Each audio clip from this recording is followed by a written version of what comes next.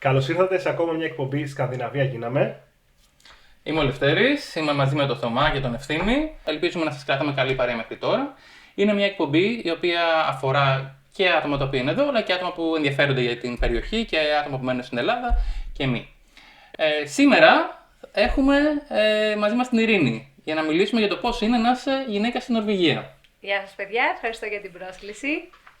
Τιμή μου, μεγάλη μου τιμή. Μια εκπομπή από 3 άντρες που φέραν να μιλήσει μια γυναίκα, γιατί ποιος θα τα πήρε, παιδιά. Εμείς τι να πούμε τώρα μεταξύ μας. Με αφορμή την ημέρα της γυναίκας που έρχεται σύντομα, είπαμε να φέρουμε κι εμείς μια που είναι πιο αρμόδια να μιλήσει για αυτά τα θέματα. Καλέσαμε 30, η Ειρήνη ήρθε.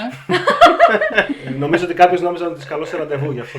Στην αρχή με είπαν εμείς Ελλάς, της Νορβηγίας και ήρθα, αλλά τώρα μου λένε ότι είμαι η μόνη που είπε ναι. Η πιο ταιριαστή, η καλύτερη κτλ. Ναι, μετά ήμασταν την αλήθεια της κλειδιά. Αυτή είχαμε, αυτή φέραμε. Ειρήνη, γιατί ήρθες εδώ? Εγώ βασικά είχα μια ξενομανία από μικρή. Όχι ρε στην Νορβηγία, στην εκπομπή. Έχω δει την εκπομπή, μ' αρέσει και γενικά τα τελευταία χρόνια. Στην αρχή ήμουν λίγο πιο... Δεν ήθελα να έχω κάποια σχέση με την Ελλάδα, τα πρώτα χρόνια που ήρθα. Αλλά τα τελευταία χρόνια θέλω όσο πιο πολύ σχέση να έχω με την Ελλάδα και με κάποιον τρόπο να συνεισφέρω στην ελληνική κοινότητα εδώ πέρα. Οπότε, για αυτόν τον λόγο ήρθα. Και επειδή σας ξέρω όλους και σας συμπαθώ. Πολύ ωραίες αυτές οι σκέψεις. Πολύ ωραία τοποθέτηση, γιατί και εγώ το έχω νιώσει αυτό μετά από χρόνια. Γιατί φεύγοντας από την Ελλάδα, συγγνώμη παίρνω το λόγο έτσι τώρα, απλά ήταν καλή πάσα. Φεύγοντας από την Ελλάδα, είχα λίγο ότι εντάξει, θέλω να αφήσω λίγο πράγματα πίσω μου, να γνωρίσω καινούργια πράγματα. Και με τα χρόνια άρχισαν να μου λείπουν λίγο κάποια άλλα πράγματα. Οπότε κάπως ήθελα να βρω την ισορροπία μεταξύ αυτών των δύο. Το τι μου λείπει και το τι θέλω να κρατήσω, το τι έχω εδώ και το τι ξέρεις, όλα αυτά. Οπότε ναι, άρχισα και εγώ να τα ψάχνω. Ενώ δεν το έκανα στην αρχή καθόλου. Εγώ θα σας πω πώς μου ήρθε αυτό το ερέθισμα. Πριν πολλά χρόνια υπάρχει ένα group στο Facebook που το λένε Greek in Oslo. Κάτι έχουμε ακούσει. Κάτι έχετε ακούσει. Εκεί πέρα υπάρχει πάρα πολύ ηρωνία. Δηλαδή, μπορεί κάποιος να κάνει μια ανάρτηση. Παιδιά, δεν γνωρίζω καμία γλώσσα και ψάχνω δουλειά. Και βλέπεις ότι υπάρχουν άτομα που βάζουν emoji ότι κλαίνουν από τα γέλια.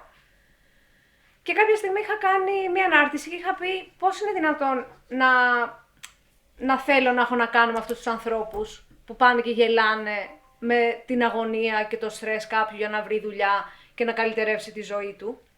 Γιατί ας πούμε δεν ήμουνα μέλος κάποιας κοινότητας και η κυρία Κυριακή, ας πούμε από την κοινότητα την ελληνική, μου είχε πει ότι ο μόνος τρόπος να αλλάξει αυτό είναι αν αυτοί που είμαστε διαφορετικοί και που θέλουμε να δούμε μια καλύτερη Ελλάδα, είμαστε μέσα στην κοινότητα και βοηθήσουμε από εκεί.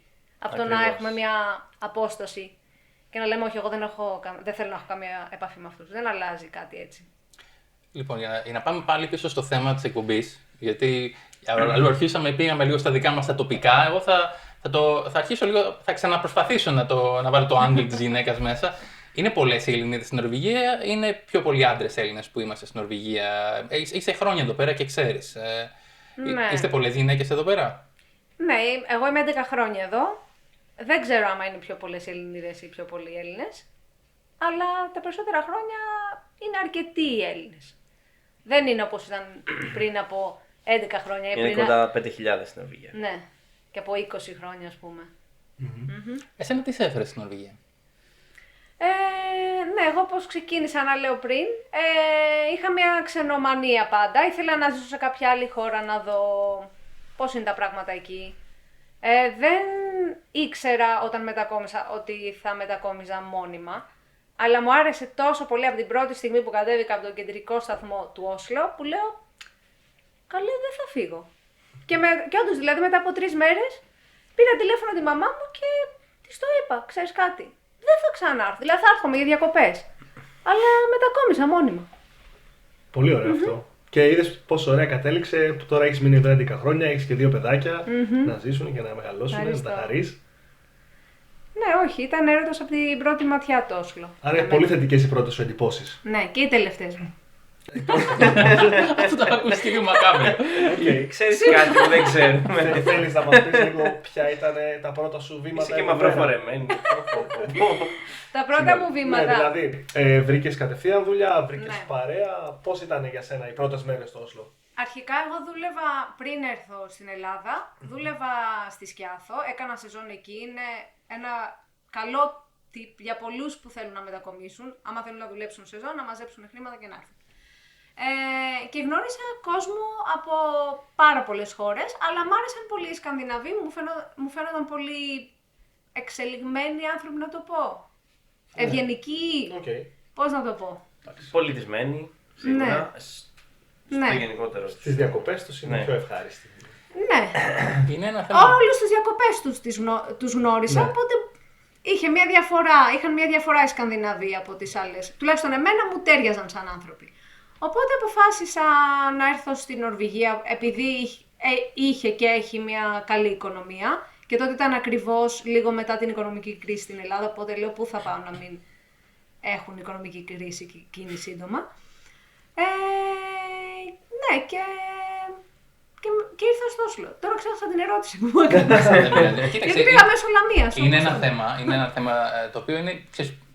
Κοιτάζουμε από πού θα το πιάσει. Ναι. Για να μιλήσουμε για το πώς είναι να είσαι γυναίκα στην Νορβηγία. Ας αρχίσουμε από την αρχή με τις αρχικές σου σκέψεις. Καταρχάς, ως γυναίκα, βλέπεις δηλαδή λόγω φύλου, βλέπεις κάποια διαφορά στην Νορβηγία σε σχέση με το πώς ήσουν στην Ελλάδα? Υπάρχουν πολλές διαφορές. Όταν λέμε ισότητα, είναι ισότητα και σε κάποια κομμάτια είναι θετική ισότητα, σε κάποια κομμάτια είχα πάθει πολιτισμικό σοκ. Δηλαδή δούλευα σε ένα μαγαζί και μου δίνει ένα καφάσι τόσο με 20 μπουκάλια του 1 λίτρου ποτού και μου λέει να σου πω το παίρνεις αυτό λίγο να το πας πάνω. Του κάνω, με έχεις δει, νομίζεις ότι εγώ μπορώ να σηκώσω 30 κιλά έτσι και να τα πάω πάνω αυτή τη στιγμή? Αλλά τώρα σας πληροφορώ, μετά από 11 χρόνια, λέω ευκαιρία για γυμναστική, όχι εγώ θα το πάω, περίμενα, άστο. Και το παίρνω και το πάω μόνη μου. Άρα ότι σας έχουμε κακομάθει στην Ελλάδα, δηλαδή. Ναι, μας έχετε κακομάθει, κύριε Σου Πρέσβη. πάει τώρα να σου ανοίξει κάποιος την πόρτα όταν μπαίνεις, ας πούμε, στο μαγαζί? Όχι, δεν μου τη πάει. Όμορφο είναι. Ωραία. Ναι. Εγώ το κάνω παιδιά και για όποιον να είναι, δεν με ενδιαφέρει τώρα το φύλλο. Ναι. Αλλά τέλος πάντων αυτό έχει γίνει πολύ κουβέντα πιστεύω. Είμαστε Το συγκεκριμένο θέμα, χωρίς να υπάρχει ιδιαίτερος λόγος, θεωρώ. Αλλά υπάρχουν και κάποια άλλα περιστατικά. Δηλαδή ήμουν έγκυος και στο λεωφορείο δεν μου έδινε κανένα στη θέση του. Που εγώ ήμουν άρρωστη, ένιωθα άρρωστη σε όλη την εγκυμοσύνη. Παρόλο που υπάρχουν θέσεις που είναι ειδικά για έγκυες και Ναι. ηλικιωμένους. Για άτομα με Και προτεραιότητα, ναι. Αφού το συζήτησα, είδα ότι έγραφαν σε ένα γκρουπάκι με μητέρες στην Νορβηγία, ότι έγραφαν πολλές ότι κάποιες παρεξηγούνται άμα κάποιος τους προσφέρει τη θέση τους, γιατί λένε ότι δεν μπορώ να κάτσω μόνη μου επειδή είμαι έγκυος και επειδή είμαι γυναίκα. Και από τότε σταμάτησαν όλοι να δίνουν τη θέση τους. Όχι, θα πάω, αυτό είναι. Εσύ πρέπει να παίρνεις και κάνεις. Καλέ, μόνο που δεν έκλαψα. Δεν συγκινήθηκε κανένας. Λένε, άστα αυτή είναι γυναίκα ανεξάρτητη, δεν έχει ανάγκη. Είχα ανάγκη. Δώστε μου τη θέση Γενικά σας. στο λεωφορείο έχω την εντύπωση ότι ο καθένας λίγο απομονώνεται, ακουστικά στα αυτιά, κάνει ο καθένας ό,τι θέλει στο κινητό του και δεν πολύ δίνουν σημασία στο τι γίνεται. Δεν ξέρω. Δηλαδή Σημαίνει, Θετικό πιστεύω, σενάριο αυτό. υπάρχει ισότητα, αλλά υπάρχει και το βγάλ τα πέρα μόνη σου. Ναι. Δηλαδή σε θέματα τέτοια, ας πούμε, δώσε τη θέση σου σε μια γυναίκα που είναι έγκυος. Δεν είναι καλά. Είναι μια καλή συμβολή για τους περισσότερες. θεατές μας εδώ πέρα και αυτούς που μας ακολουθούν. Πιστεύουμε ότι και εσείς που έχετε κάνει subscribe σε αυτό το κανάλι, το κάνετε αυτό στο λεωφορείο και δίνετε τη θέση σας σε ηλικιωμένους ή έγκυες γυναίκες. Ειρήνη, πες μας λίγο για τα εργασιακά. Ως γυναίκα εδώ πέρα, έχεις ίσες ευκαιρίες όσον αφορά τα επαγγελματικά και την επαγγελματική ανέλυξη, ή σχετικά με την Ελλάδα για παράδειγμα, είναι καλύτερα, είναι χειρότερα? Ποια είναι η εμπειρία σου και με τι ασχολείσαι καταρχάς εδώ, θες να μας πεις? Αρχικά, εγώ έχω μάστερ στην επικοινωνία και μέσα μαζικής ενημέρωσης, αλλά εργάζομαι σε έναν άλλο κλάδο τώρα. Εργάζομαι με administration στο Δήμο Μπάρου, σε γεροκομεία, στον τομέα υγείας δηλαδή. Είναι δύσκολο να το απαντήσω γιατί δεν είμαι μόνο γυναίκα, αλλά είμαι και μετανάστρια. Και μπορώ να πω ότι ειδικά στον κλάδο μου ήταν Και είναι πάρα πολύ δύσκολο κανείς να μπει ως μετανάστης. Τώρα βέβαια τα λέω εγώ με τον Λευτέρη, που ο Λευτέρης είναι στον κλάδο μου και έχει και πολύ καλή δουλειά και είναι μια χαρά. Ναι. Αλλά είναι λίγα τα περιστατικά. Κάθε δουλειά είναι διαφορετική. Δηλαδή και δεν ξέρεις ποτέ πώς θα πάει στον καθένα. Κάθε δουλειά έχει τα προτερήματα και μειονεκτήματά της. Αλλά το θέμα είναι τι ευκαιρίες παίρνουμε σε αυτή τη χώρα γενικότερα, άμα έρθουμε. Άμα υπάρχει δηλαδή ανέλυξη, αλλά όχι μόνο ως μετανάστες. Ήθελα να το πάμε και λίγο πιο πέρα. Π.χ. ως γυναίκα, για παράδειγμα, σε άλλες χώρες, ίσως υπάρχει και ένα θέμα στο να προμοτάρουν, ας πούμε, γυναίκες για ρόλους manager. Εδώ βλέπεις πολλές γυναίκες σε ρόλους manager, για παράδειγμα. Ναι, βλέπω πολλές γυναίκες και βλέπω και σε αγγελίες ότι ενθαρρύνουν τις γυναίκες να στείλουν βιογραφικό. Και μάλιστα σε μια αγγελία που είχα δει τώρα τελευταία, έλεγε και ότι υπάρχει έρευνα που δείχνει ότι μόνο άντρες, ας πούμε, στέλνουν σε ηγετικές θέσεις και ο σκοπός της εταιρείας είναι να αυξηθεί το ποσοστό των ηγετών και να είναι 40% γυναίκες, ας πούμε, μέχρι το τέλος του 2026. Οπότε ενθαρρύνεται αυτό. Βλέπω πολλές γυναίκες σε ηγεσία γενικά. Υπάρχουν και κάποια προγράμματα μέσα στις εταιρείες που εκπαιδεύουν ειδικά γυναίκες για να αναλάβουν θέσεις ηγετικές στο μέλλον. Ελπίζω να βρεις και σε κάποια από αυτά σύντομα. Ευχαριστώ πολύ. Υπάρχουν κάποια ιδιαίτερα benefits εδώ πέρα που έχει το κράτος για γυναίκες και για διαφορετικούς λόγους. Για παράδειγμα, ένας λόγος μπορεί να είναι όταν δουλεύεις κάπου και χρειαστεί να πάρεις άδεια εγκυμοσύνης, για παράδειγμα. Ή άλλος είναι. Δεν ξέρω, εσύ θα μας πεις βασικά, γιατί εσύ είσαι, ας πούμε, γυναίκα από τους 4 μας εδώ πέρα στο group. Πες μας αν έχεις κάποια τέτοια εμπειρία, ας πούμε, από benefits και ιδιαίτερα προνόμια εδώ που το νορβηγικό κράτος παρέχει. Όσον αφορά μια εγκυμοσύνη, είναι τα ίδια προνόμια που έχεις και σε περίπτωση ασθενείας. Δηλαδή, μπορείς να πάρεις ένα όχι επίδομα, είναι ακριβώς τα χρήματα που παίρνεις στο μισθό σου, αλλά λόγω ότι δεν είσαι σε φυσική κατάσταση να είσαι σε εργασία, ότι είσαι σπίτι σου. Όχι βέβαια όλες, υπάρχουν και γυναίκες που είναι μέχρι 9 μηνών στη δουλειά τους κανονικά, επειδή αισθάνονται καλά. Δεν χρειάζεται. Επειδή το επιλέγουν οι ίδιες. Επειδή αισθάνονται καλά. Κάποιες είναι άρρωστες συνέχεια. Τώρα Όχι να είναι άρρωστες, να τα πάνε στη δουλειά εννοώ. Όχι, βασικά ο κανόνας, ας πούμε, είναι ότι όσο αισθάνεσαι καλά θα είσαι στη δουλειά σου μέχρι και πριν γεννήσεις. Θα φύγεις από τη δουλειά σου και θα πας στο νοσοκομείο να γεννήσεις. Επειδή το έχω ψάξει το θέμα, όταν είναι να γεννήσει μια γυναίκα, παίρνει μια ημερομηνία που είναι σχεδόν πότε. Η μητρική άδεια, που είναι 44 εβδομάδες με full μισθό, ξεκινάει 2 εβδομάδες πριν από την ημερομηνία που σου έχουν δώσει ότι μπορεί να γεννήσεις. Οπότε δεν πας μέχρι και τελευταία στιγμή σχολαστή. Εντάξει, 2 εβδομάδες πριν. Δεν είναι βέβαια. Πολλές γυναίκες δεν αισθάνονται σε θέση να κάνουν τη δουλειά τους και μπορούν να πάνε στο γιατρό και να πάρουν μια αναλωτική άδεια. Ναι. Μέχρι να γεννήσουν. Και επίσης υπάρχουν κάποιες συγκεκριμένες εργασίες που αν είναι π.χ.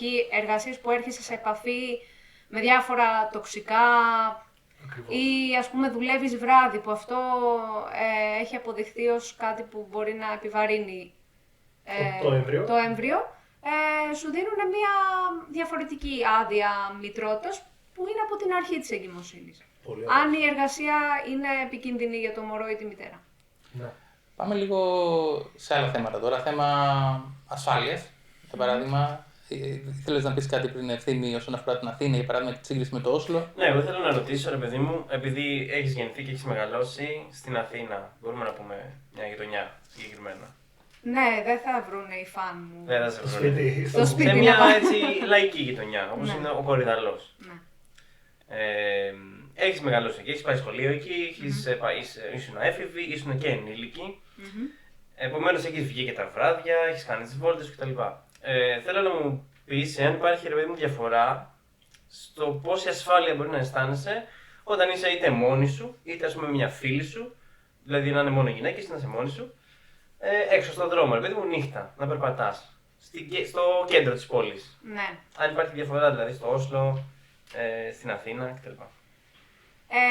Εγώ γενικά δεν φοβόμουν ούτε στην Αθήνα και δούλευα στο Ψηρή που κάθε εβδομάδα κάθε Παρασκευή και Σάββατο, μου άνοιγαν το αμάξι διαφορετικά άτομα και έβρισκα μία έκπληξη μέσα. Είχε μία χαρτοπετσέτα με αίμα, είχε μία σύριγγα, μου είχαν κλέψει ένα καλσόν μία φορά. Δηλαδή σε φάση ότι δεν κλείδωνα το αμάξι να μην μου χαλάνε και την κλειδαριά και να έμπαιναν μέσα. Δεν έχει συγκεκριμένες εκπλήξεις. Εγώ είχα μια εκπλήξη πρόσφατα, αλλά δεν θα το τώρα. Ναι. Γενικά, εντάξει, γνωρίζω ότι πολλές φίλες μου, ας πούμε, εδώ πέρα μιλάνε για αυτό το πράγμα ότι αισθάνονται πιο ασφαλείς εδώ, αλλά... Ελληνίδες. Ναι.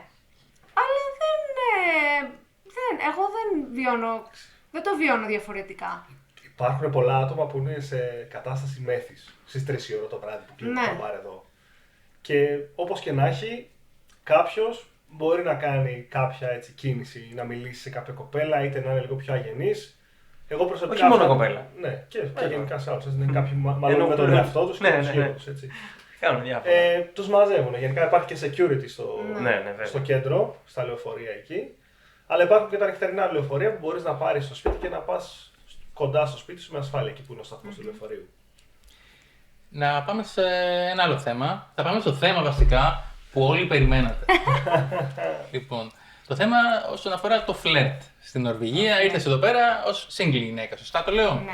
Λοιπόν, ποια ήταν η εμπειρία σου, δηλαδή, πώς ήταν να έρθεις εδώ πέρα χωρίς ένα σύντροφο και να είσαι, ρε παιδί μου, να βγαίνεις έξω, να γνωρίζεις κόσμο, δηλαδή πώς είναι το φλερτ στην Νορβηγία σε σχέση με την Ελλάδα?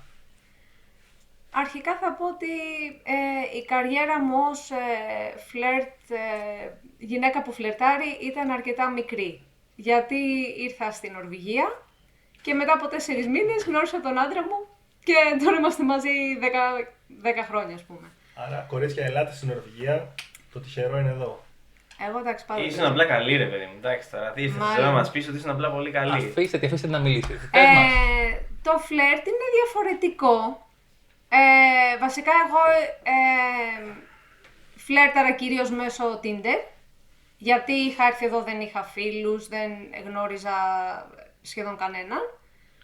Είχα πάρα πολύ ελεύθερο χρόνο, γιατί είχα μόνο τη δουλειά μου και τίποτα άλλο.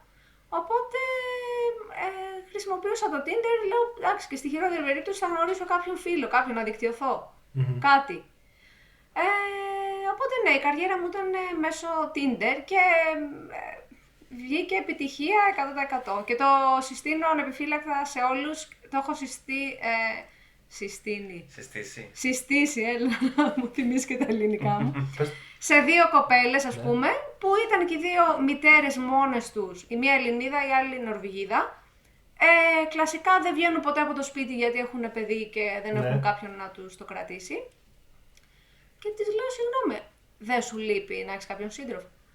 Ναι, μου λείπει. Ναι, δεν βγαίνεις έξω. Όχι, δεν βγαίνεις. Πώς θα το γνωρίσεις? Tinder. Και με πήραν εκεί 2 μετά από καιρό και μου είπαν είμαστε μαζί 2 χρόνια, έχουμε σοβαρή σχέση, σε ευχαριστώ που μου το είπες. Πες το άλλο μια φορά δυνατά για να πάρουμε και χορηγία. Είμαστε μαζί 2 χρόνια. Από ποια εφαρμογή? Από το Tinder. Όχι όλο. Βασικά εμένα με έχει κάνει sponsor το Tinder. Θα έρθω εδώ και να το προτείνω. Δεν φοράς κόκκινα όμως. Πιο πολύ για Tinder είμαι undercover. Πιο πολύ για Tinder Swindler μου κάνεις εσύ. Έλα. Το Swindler. Swindler. Για πες λίγο τώρα, δηλαδή έξω, να πας σε ένα καφέ στον δρόμο, δεν μιλάνε οι άλλοι, για παράδειγμα? Πριν φύγουμε σε αυτό το θέμα, συγγνώμη Λευτέρη, είναι ότι το Tinder δεν δουλεύει για όλους το ίδιο, δουλεύει μόνο για τις γυναίκες, να το πούμε αυτό και κλείνει η παρένθεση. Εγώ αυτό δεν το πιστεύω. Δεν πρόλαβα να το πω. Δεν το πιστεύω. Εγώ το πιστεύω. Θέλεις να μας πεις τις το εμπειρίες εσύ? Για να μην διακόπτουμε ένα συνάδελφο, θα μας πει λίγο η Ειρήνη. Πες μας λίγο, Ειρήνη, πώς είναι. Το Tinder. Όχι, όταν βγαίνεις έξω, υπάρχουν άτομα π.χ. σε ένα μπαρ το βράδυ που έρχονται να σου μιλήσουν, να σε προσεγγίσουν. Βασικά, οι Νορβηγοί μετά από 2-3 ποτάκια γίνονται Έλληνες. Ξαφνικά βγάζουν ό,τι social skills έχουν. Μετά από τα 2-3 ποτάκια έχουν βγει στη φόρα. Και είναι πολύ κοινωνικοί, αγκαλιά έτσι να τα πούμε μετά, να πάμε για καφέ, φίλοι. Μετά όμως την άλλη μέρα δεν σε ξέρω και δεν με ξέρεις, έτσι. Χθες ήταν άλλη φάση. Οι άντρες αυτό. Και άντρες και γυναίκες. Νομίζω ότι δεν υπάρχουν μεγάλες διαφορές. Το ίδιο φλερ. Μου είχε κάνει και εντύπωση γιατί είχα γνωρίσει και έναν Νορβηγό που είχε πάει διακοπές, είχε πάει σε πολλές χώρες. Και μου είχε πει ότι η άποψη που είχε για την Ελλάδα είναι ότι ήταν οι άνθρωποι αρκετά ντροπαλοί. Δεν ήταν, μου λέω, όπως οι Ιταλοί και οι Ισπανοί που έβγαινα έξω, μίλαγα σε κόσμο. Μας βλέπεις εδώ και οι 3 κόκκινο-μαύρο έχουμε. Όχι, αλλά το φλερτ νομίζω δεν έχει τεράστια διαφορά. Αυτό που έχει διαφορά και δεν γίνεται εδώ ποτέ είναι να περπατήσεις στον δρόμο και κάποιος να σου σφυρίξει, να σου μιλήσει. Αυτά δεν θα γίνουν. Δηλαδή, γενικά οι Νορβηγοί δεν σε κοιτάνε ποτέ. Στο δρόμο είναι όλοι, κοιτάνε τη δουλειά τους. Δηλαδή, ας πούμε, όταν είχα πρωτοέρθει και όταν είχα πρωτογνωρίσει τον Άξελ, έκανα τα κλασικά. Περπατάγαμε δίπλα-δίπλα και του έκανα έτσι, κοίτα. Και αυτός δεν καταλάβαινε αυτά τα σινιάλα που του δίνω εγώ. Και του κάνω, μέχρι να γυρίσει εσύ και να καταλάβεις, έχει φύγει το άτομο που ήθελα να κουτσομπολεύσουμε. Αλλά τώρα μου έχει φύγει και εμένα αυτό. Και να είναι η Νορβηγοί στο πρώτο ραντεβού. Μάλλον όχι. Αυτό πώς σου φάνηκε ως Ελληνίδα εσένα? Δεν με ενοχλούσε γιατί δεν θεωρώ ότι πρέπει να είναι 50-50. Δεν μ' αρέσει καθόλου αυτό που λένε πάρα πολλές γυναίκες ότι πρέπει να τα πληρώνει όλα ο άλλος. Δεν μ' αρέσει καθόλου. Και εγώ μαζί τους είμαι. Δεν υπάρχει καμία βάση. Τι πρέπει να πληρώνεις εσύ. Όχι, 50-50. Ναι, δεν το καταλαβαίνω καθόλου. Και στις υποχρεώσεις, βέβαια. Ναι, όλα 50-50. Εντάξει, εγώ νομίζω ότι τουλάχιστον στο πρώτο ραντεβού είναι πιο ωραίο. Είναι όμορφο, αλλά αυτό που βλέπω και στα first dates και αυτά ότι δεν πληρώνω. Γιατί και εγώ να το βρίσκω πληρώσω άλλο. όμορφο να με κερνάνε. Ναι. Ναι. Εγώ νομίζω ότι είναι Συγκινούμε. ένας χώρος. Είναι όμορφο αν γίνει και την επόμενη φορά θα κεράσει εσύ. Αλλά δεν θεωρώ καθόλου ότι πρέπει να πληρώνει τα πάντα ή ότι πρέπει να πληρώσει το πρώτο. Εντάξει, όχι. Οι άντρες πώς είναι εδώ πέρα σε σχέση με την Ελλάδα, ποια είναι η διαφορετικότητα, άμα θες να μας πεις λίγο την εμπειρία σου? Μπορώ να σας πω πώς ήταν η σχέση στην αρχή, που έχει τεράστια διαφορά με τις σχέσεις και πώς γίνονται αυτές οι σχέσεις στην Ελλάδα. Π.χ. στην Ελλάδα, βγήκαμε σήμερα για καφέ, έχουμε μιλήσει, ξέρω εγώ, στο Facebook. Φασωθήκαμε, ας πούμε, και μετά τα έχουμε στην ουσία. Αλλά σε 2-3 μέρες πες και να τα χαλάσουμε. Έτσι, στην Νορβηγία ξεκινάει μια σχέση, είμαστε μαζί 6 μήνες κόλλος βρακή, αλλά δεν λέμε η κοπέλα μου. Και όταν μου έκανε εμένα, ας πούμε, ο Άξελ αυτή την εξήγηση ότι θέλω να το πάμε λάου και αυτά, λέω τώρα κάτσε. Στα ελληνικά το λάου σημαίνει ότι ο καθένας κάνει ό,τι θέλει και συναντιόμαστε κι εμείς. Δηλαδή έχει ο καθένας τους συζύγους του, όχι τα φλερ του και απλά συναντιόμαστε κι εμείς. Και λέω αυτό, μου λέει, όχι, δεν εννοώ αυτό, αλλά να το πάμε σιγά σιγά. Οπότε εκεί είναι μια τεράστια διαφορά ότι εδώ στην Νορβηγία, αν πει κάποιος ότι θα ξεκινήσει μια σχέση, είναι επειδή το πάει σοβαρά. Δηλαδή, όταν θα πει ότι έχω σχέση, σημαίνει ότι πάω σοβαρά. Ενώ εμείς, έχω σχέση σήμερα, σε 2 μέρες θα έχουμε χαλάσει. Κάνω σχέση για να κάνω οικογένεια στο μέλλον, ας πούμε. Μάλλον το λέμε. Πάω μέχρι τέρμα. Ναι, όταν θα πω, θα αργήσει πολύ, δηλαδή 6 μήνες, άμα το πει σε μια Ελληνίδα ή σε έναν Έλληνα, να βγαίνει 6 μήνες με κάποιον και να πει ο φίλος μου Θωμάς. Θα πει τι ώρα τι λέει. Αλλά το λένε ακριβώς για αυτόν τον λόγο, γιατί όταν θα το πούνε, η σχέση έχει μια βαρύτητα. Αρκετά διαφορετικά δηλαδή από τα δικά μας δεδομένα. Ας πούμε από τα δικά μας δεδομένα. Έχεις φίλες Νορβηγίδες, να μας πεις λίγο πώς είναι οι Νορβηγίδες για παράδειγμα? Πολύ ωραία ερώτηση. Λοιπόν, ως ένας πολύ κοινωνικός άνθρωπος, μένω στην Νορβηγία 11 χρόνια, μαντέψτε πόσους Νορβηγούς φίλους και φίλες έχω. Νορβηγίδες. 3. 7. Θα πάω κι εγώ 3. Όχι, πες άλλο, φίλε. 4. 0. 0. Κέρδισα. 0. Αυτό είναι ένα άλλο κομμάτι. Είναι το κομμάτι το ότι. Δεν μιλάς με γυναίκες, δεν σ' αρέσει να μιλάς με Όχι, μιλάω με πάρα πολλές γυναίκες και ειδικά οι τελευταίες μου δουλειές είναι κυρίως Νορβηγίδες. Έχω να κάνω με Νορβηγίδες και με Νορβηγούς και με άτομα. Να πούμε και λίγο, δεν ξέρω αν το είπαμε. Μιλάς και τη γλώσσα δηλαδή μια χαρά. Ναι. Συνεννοείσαι στα νορβηγικά. Τη μιλάω άπτεστα. Κάνω λάθη βέβαια γραμματικά, βέβαια. αλλά ναι, τη μιλάω άπτεστα. Παρ' όλα αυτά. Να κάνω μια διευκρίνηση τώρα, γιατί Ναι. στην Νορβηγία οι φίλοι μπαίνουν σε κατηγορίες. Δηλαδή, εγώ με το Θέμη μπορούμε να δουλεύουμε μαζί, να είμαστε φίλοι στη δουλειά, να βγαίνουμε την Παρασκευή που μπαίνει ο μισθός μας και πίνουμε μια-δυο μπύρες, αλλά να μην πηγαίνουμε ποτέ να παίξουμε ένα παιχνίδι μαζί ή να δούμε ένα μάτς ποδοσφαιρικό. Είμαστε απλά φίλοι στη δουλειά και σε ό,τι κάνει η εταιρεία. Αυτό το έχεις με Νορβηγίδες συναδέλφους σου ή δεν έχεις καθόλου επαφές, δηλαδή 4 ώρα που φεύγεις στη δουλειά, γεια σας? Αυτό που έχω καταλάβει εγώ όντας και μαζί με τον Άξελ πόσα χρόνια, είναι, αυτό που έχω καταλάβει, ότι οι Νορβηγοί έχουν φίλους από το Μπάρνεχάγη, από τον παιδικό σταθμό. Αυτοί οι φίλοι είναι που έχουν και σήμερα. Ναι. Δηλαδή, ο Άξελ έχει έναν Βόξεν φίλο που λέω, έναν ενήλικα φίλο που είναι από μια δουλειά που είχε πριν κάποια χρόνια. Αυτό δεν υπάρχει στην Ελλάδα. Στην Ελλάδα μπορεί να πάω συνέχεια στο ίδιο μαγαζί για καφέ και κάποια στιγμή, επειδή τα λέω καλά με την παρίστα, να της πω να βγούμε για ένα καφέ και να γίνουμε φίλες. Εδώ δεν υπάρχει. Χαρακτηριστικά η πρώτη φορά, εντάξει όχι η πρώτη φορά, έχει ξανατύχει και πριν 10 χρόνια, αλλά η δεύτερη φορά που κάποια Νορβηγίδα μου είπε θέλεις να κάνουμε κάτι εκτός δουλειά, ήτανε πέρσι, τον Οκτώβριο νομίζω.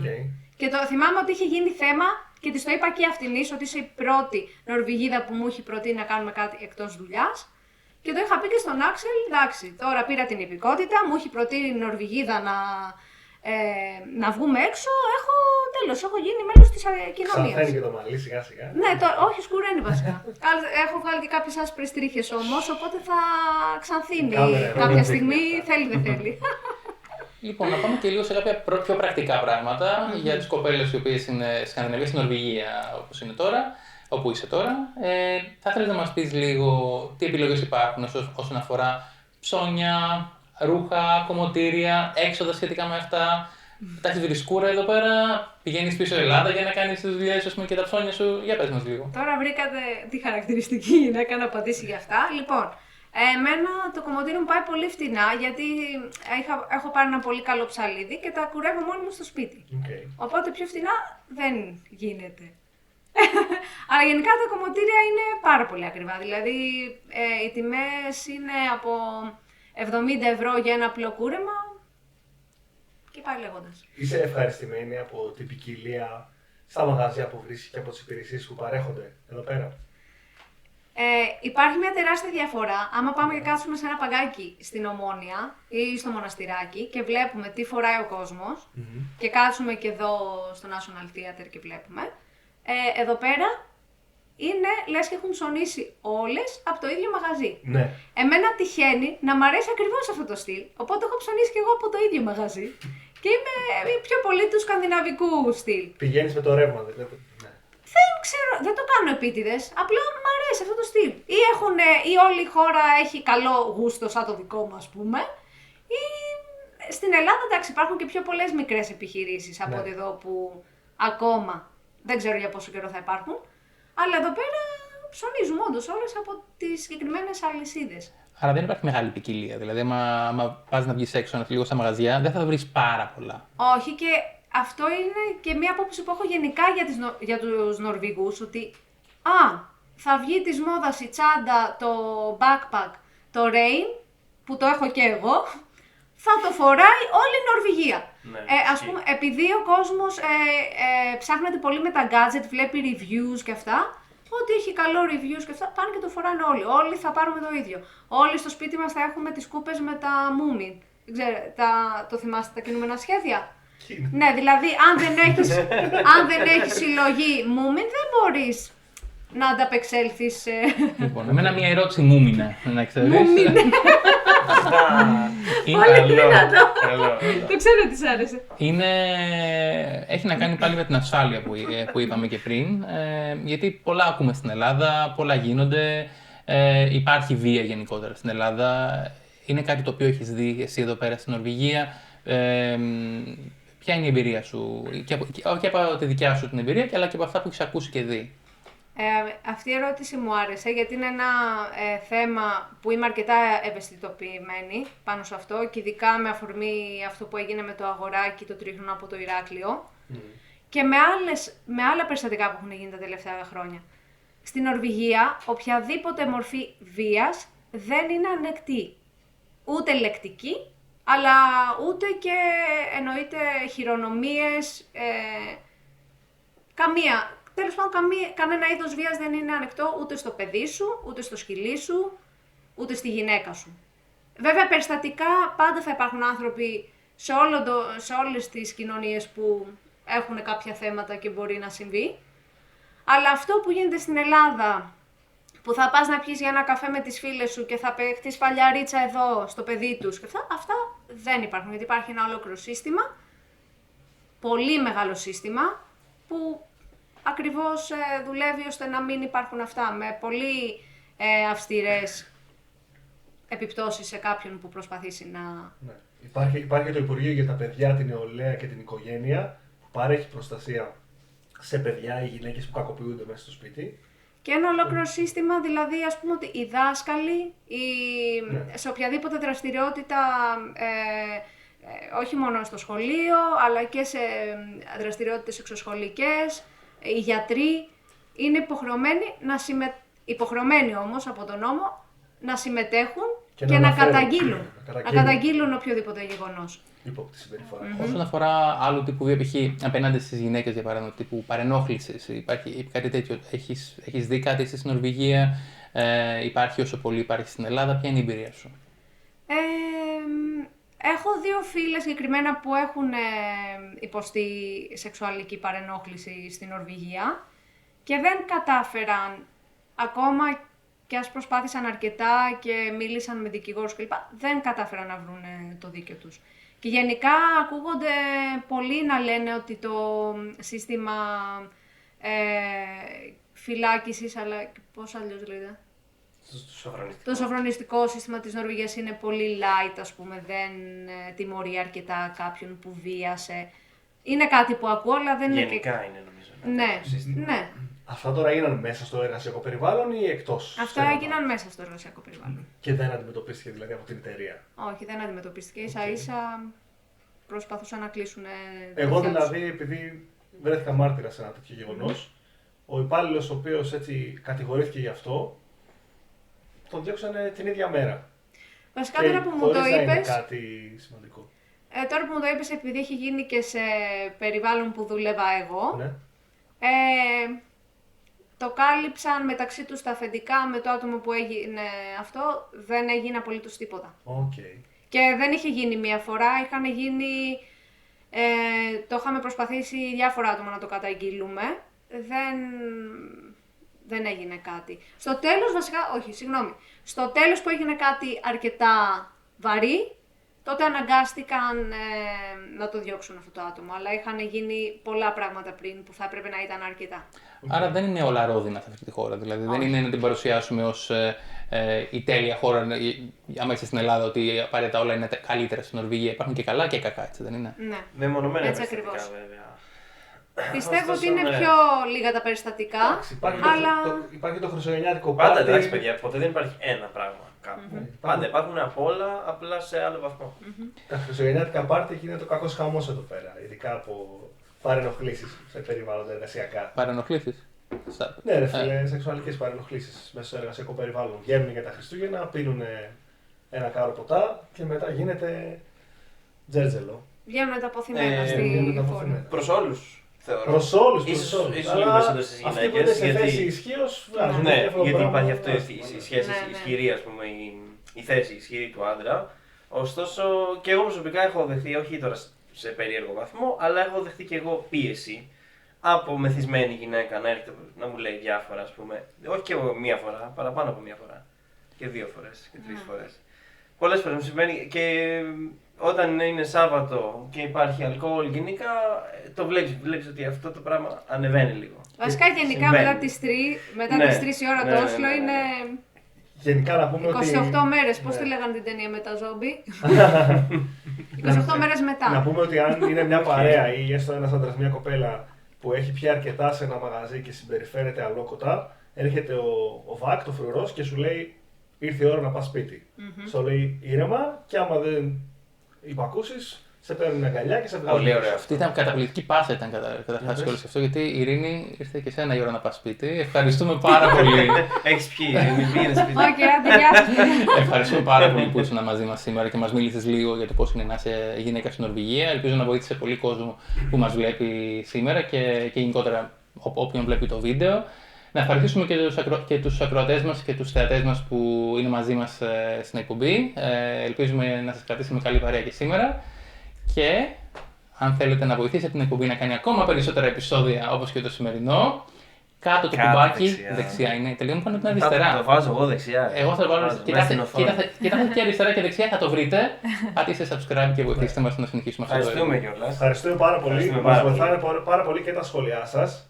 Και αν έχετε κάποιες ερωτήσεις, μπορείτε να τις γράψετε, να τις δώσουμε και στην Ειρήνη και να μας πει αυτή, να σας απαντήσει αυτή για το πώς είναι τα πράγματα εδώ πέρα καλύτερα. Είναι subscriber, Εννοείται, παιδιά. Να το παράδειγμα. Θα φέρουμε subscriber. Μη subscriber. Δεν γίνεται. Γεια σε όλους. Γεια σας. Γεια χαρά.